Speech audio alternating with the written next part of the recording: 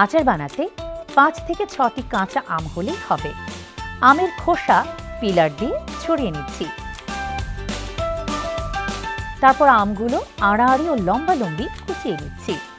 কুচি চিকন ও মোটা হলেও চলবে।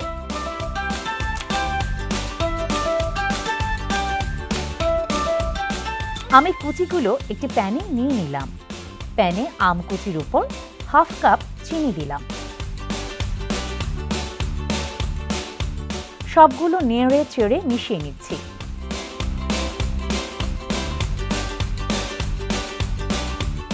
তার সাথে 2 টেবিল চামচ সিরকা দিয়ে ভালো করে নেড়ে চেড়ে মিশিয়ে নিলাম।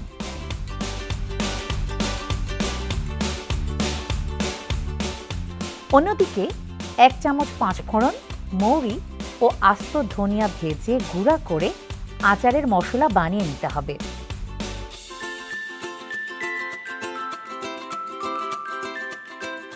আমের কুচি চুলায় বসিয়ে জাল দিতে হবে। যখন ফুটতে শুরু করবে তখন একটু হলুদ গুঁড়া ও একটু মরিচের গুঁড়া দিয়ে নাড়াচাড়া করতে হবে।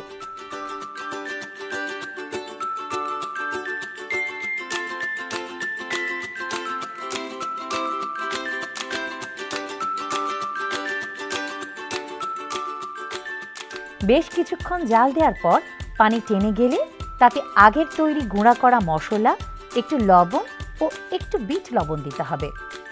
সবগুলো উপাদান নাড়াচাড়া করে ভালোভাবে মেশাতে হবে।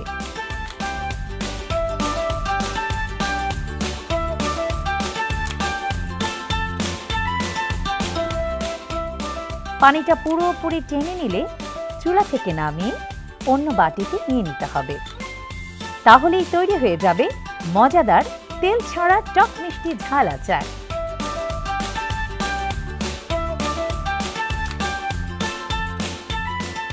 এই আচার কাঁচের কৌটায় 1 বছর পর্যন্ত সংরক্ষণ করেও পরিবেশন করা যাবে।